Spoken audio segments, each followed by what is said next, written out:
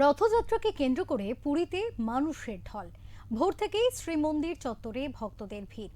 রথযাত্রা উপলক্ষে দেশ বিদেশ থেকে কয়েক লক্ষ ভক্তের সমাগম হয়েছে। ভোর 6টায় মঙ্গল আরতির মাধ্যমে রথের শুভ সূচনা হয়। এরপর পর্যায়ক্রমে মৈলম, তরফ লাগি, রোষ হোম, অবকাশ, সূর্য পুজো, দ্বারপাল পুজো এবং সকালের ভোগের অনুষ্ঠান অনুষ্ঠিত হয়। সকাল 9:30 থেকে শুরু হয় পাহান্ডি। পরে ছেঁড়া পাহানরা সহ অন্যান্য রীতি সম্পন্ন হওয়ার পর বিকেল 4টায় শুরু হয় রথযাত্রা। অন্যান্য উৎসবের মতো ভক্তেরা মন্দিরে না গিয়ে এদিন দেবতারাই মন্দিরের বাইরে বেরিয়ে মানুষের মধ্যে আসেন, সকলকে দেখা দেন। আর সেই কারণেই রথযাত্রার আলাদা গুরুত্ব রয়েছে। লক্ষাধিক ভক্তের সমাগমের কথা মাথায় রেখে পুরী জুড়ে নিরাপত্তা জোরদার করা হয়েছে। সূত্রের খবর, শহরের বিভিন্ন এলাকায় মোতায়েন রয়েছে অতিরিক্ত পুলিশ বাহিনী। নজরদারিতে রয়েছে সিসিটিভি এবং ড্রোন।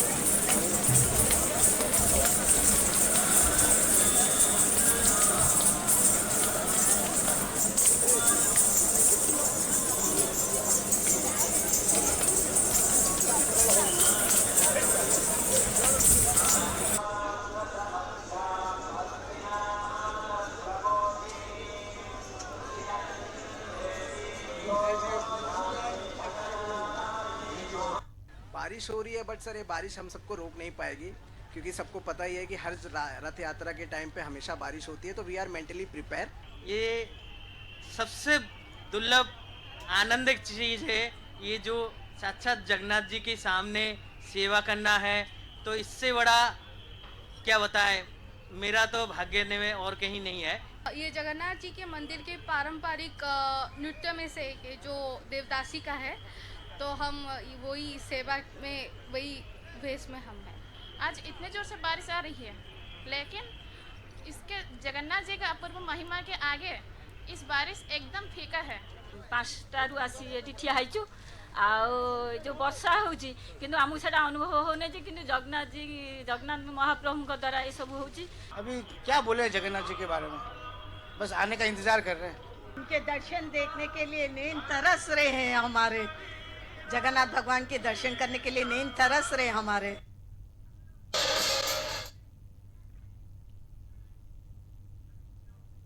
পুরী শ্রীক্ষেত্রে এমনই আবেগঘন মুহূর্তের সাক্ষী ছিলেন ওঙ্কার বাংলার এডিটর ইন চিফ বিপ্লব দাস। কি বললেন তিনি, শুনব।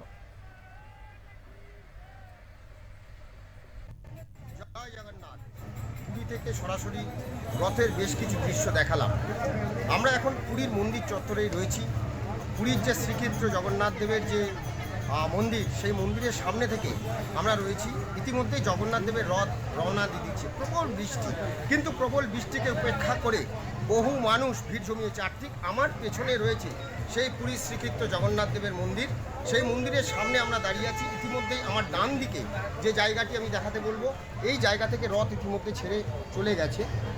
প্রবল বৃষ্টির মধ্যে লক্ষ লক্ষ মানুষের ভিড়, সেই ভিড়কে উপেক্ষা করে মানুষ কিন্তু জগন্নাথ দেবের রথের রশিতে টান দেওয়ার জন্য প্রস্তুত হয়ে আছে। ভিজে ভিজে মানুষ সেই রথের রশিতে টান দিতে পায়ে পায়ে হেঁটে চলেছে, কারণ তারা চায় যে একবার যদি রথের রশিতে হাত দিতে পারে তারা হয়তো সেই পুণ্য কাজটা হয়তো তাদের সম্পন্ন হবে। আর সেই পুণ্যক্ষেত্র, পুণ্যভূমি জগন্নাথ দেবের পুরীর শ্রীক্ষেত্র মন্দির, সেই মন্দির থেকে গুন্ডিচা মন্দির 3 কিলোমিটার রাস্তা।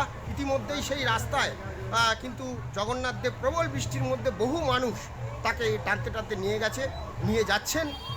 আমি যেটা বলছিলাম যে আমাদের তিনটি রথ, প্রথম রথ যেটাতে জগন্নাথ দেব থাকেন, সেই রথটি নন্দী ঘোষ, যেটা জগন্নাথ দেব প্রথমেই থাকবেন, সেই নন্দী ঘোষ রথ প্রথমে আছে, যার উচ্চতা 45 ফুট এবং 14টি চাকা বিশিষ্ট এই রথ যাচ্ছে। তারপরেই থাকছে তালধ্বজ, অর্থাৎ বলরাম দেবের যে রথ সেটির উচ্চতা 45.6 ফুট, অর্থাৎ 45.5 ফুট এই রথের উচ্চতা, এবং এতে 14টি চাকা রয়েছে। এবং তারপরেই রয়েছে দর্পদলন বা দেবদলন, দেবী সুভদ্রা রথ রয়েছে, যার উচ্চতা 44.6 ফুট, অর্থাৎ 44.5 ফুট, এতে 12টি চাকা রয়েছে। আর এই নিয়েই কিন্তু পুরী শ্রীক্ষেত্র থেকে রথে রওনা দিয়েছে, যেখানে মাসির বাড়ি গুন্ডিচা মন্দির।